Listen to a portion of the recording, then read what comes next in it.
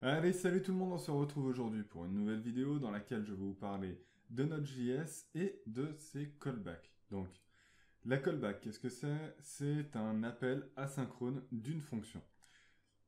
Cet appel, c'est quelque chose qui est appelé à la fin d'exécution d'une fonction courante, donc la fonction dans laquelle vous êtes, et donc c'est appelé une fois que la fonction est terminée. Node.js est complètement développé pour être utilisé avec des callbacks, donc pour faire des appels asynchrones avec des callbacks.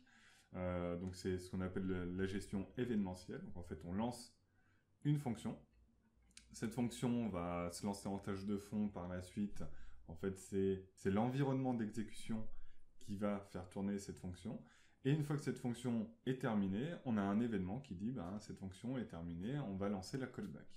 Donc Node.js est écrit pour avoir que des callbacks dans toutes ces fonctions de base. Il y a des doublons de fonctions, donc c'est ce qu'on va voir avec le read file du file system.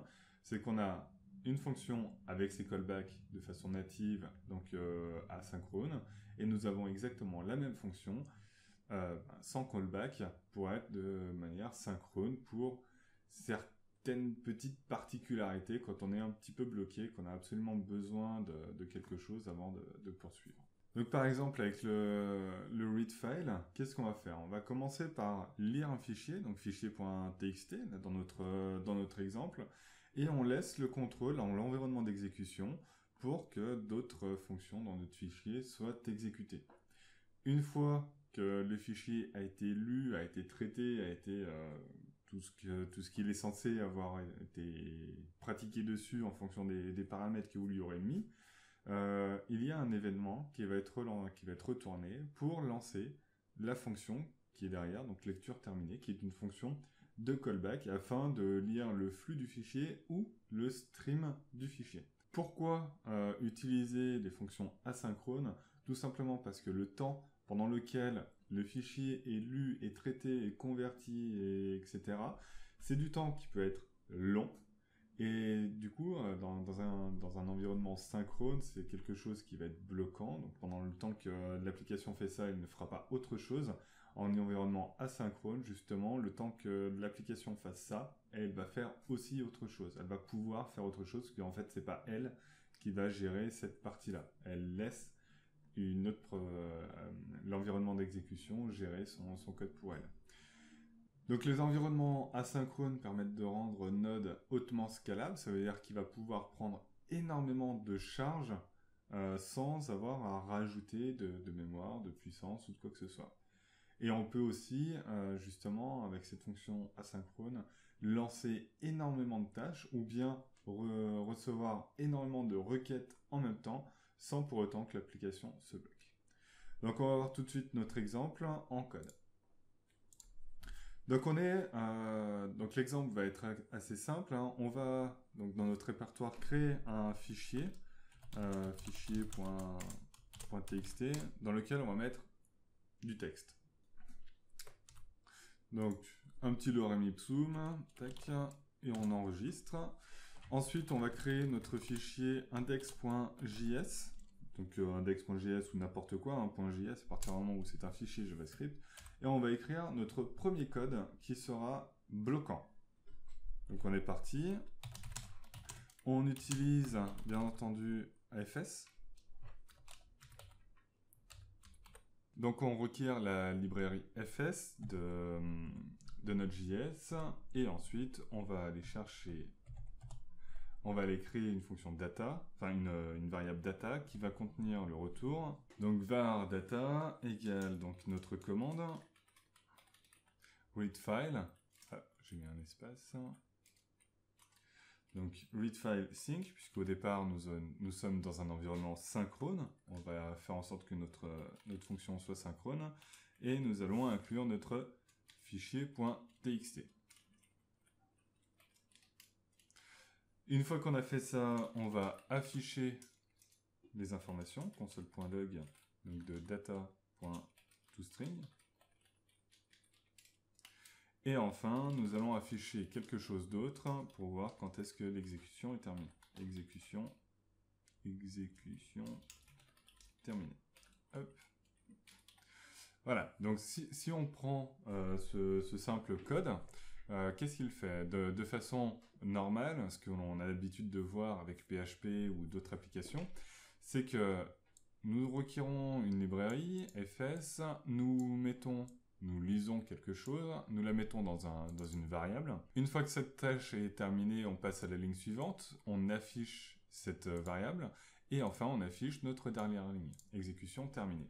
Donc on va voir tout de suite ce que ça donne. Donc node index.js, et on a bien, comme on l'a dit, hein, d'abord notre texte, et ensuite nous avons l'exécution terminée. Donc nous avons les console logs qui sont bien appelées l'une après l'autre, de la même façon qu'elles sont écrites dans notre fichier. On va reprendre exactement le même code, mais on va utiliser la fonction non bloquante de ce code-là, enfin en tout cas de readFile. Donc cette fonction c'est fs.readFile tout simplement, et nous allons y implémenter une callback par la suite. Donc une callback, qu'est-ce que c'est? C'est une fonction, donc on ajoute la fonction. Ici on a des variables qui vont être placées, ce sont ces variables qui vont contenir nos informations. Donc il y en a deux pour readFile, c'est erreur et data. Donc il faut savoir, ça fait partie des best practices de l'écriture en JavaScript, de toujours mettre, quand on développe une application ou quand on développe notre propre code, on affiche toujours, enfin on met toujours la variable d'erreur en première et la variable de données en second. Donc une fois qu'on a fait cette partie-là, on va tester si on a une erreur. Donc si on a une erreur, on va afficher cette erreur. Et ensuite, on va afficher notre donnée. Donc console.log data.toString. Donc exactement de la même façon que tout à l'heure. Et par contre, celui-ci, on n'en a pas besoin puisque data n'existera pas par la suite. Donc, quand on reprend notre code, nous avons une fonction fs.readFiles. Hop, j'ai laissé le sync. fs.readFile qui va aller lire le fichier, et pendant qu'il fait ça, normalement, il va passer à la suite. Il va laisser l'environnement d'exécution terminer sa lecture de fichier, et on va arriver ici.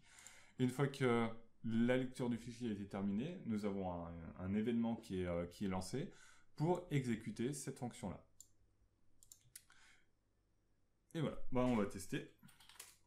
Donc, node index.js. Et là, nous avons bien d'abord l'exécution terminée et ensuite notre texte.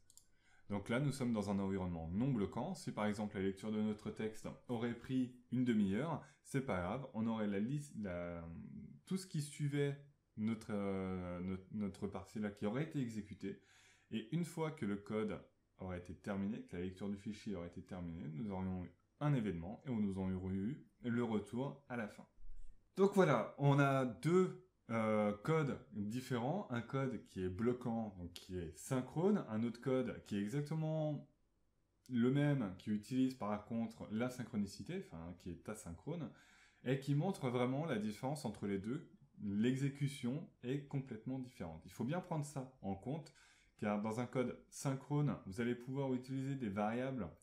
Par exemple, j'ai une première fonction qui est une variable qui retourne une variable, et j'ai besoin de cette variable dans une seconde fonction.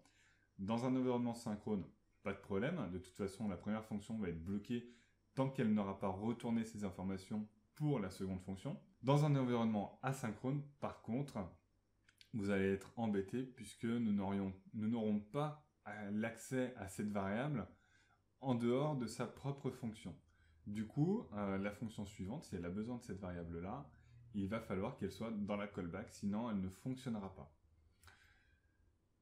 Dans un environnement synchrone, donc par exemple, si on prend PHP, si nous avons deux utilisateurs qui viennent se connecter à une application, où le premier va faire une requête qui prend énormément de temps, quelques secondes, 10 secondes par exemple, et que le deuxième, qui arrive juste après, fait une autre requête qui, elle, ne prend que quelques millisecondes, c'est une petite requête, hein, un petit calcul tout simple, Et bien, cette deuxième personne va être bloquée, va devoir attendre que la première personne ait terminé sa fonction, que la première fonction soit terminée afin que le process soit disponible.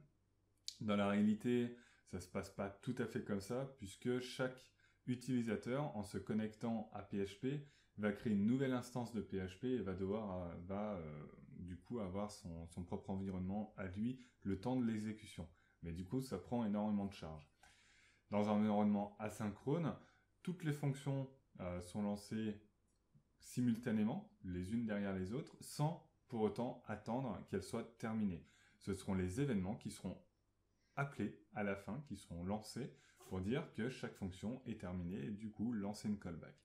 Le fonctionnement du coup de Node.js, c'est qu'il y ait un utilisateur ou 100 000 personnes qui se connectent à Node.js. Il n'y a qu'une seule instance de l'application qui vient faire tourner une espèce de roue de fonctionnalité, une roue dans laquelle on a toutes les fonctions qui sont lancées.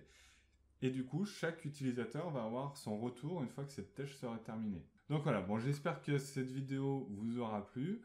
On reviendra sur les callbacks, puisque je voudrais vous faire aussi un autre tuto dans lequel on va développer vraiment une fonction de callback. On va montrer vraiment comment créer une fonction, comment gérer les callbacks, pour que vraiment vous compreniez comment ça fonctionne derrière. Parce que là, c'est vraiment la base de la chose, mais on va essayer d'aller un petit peu en profondeur.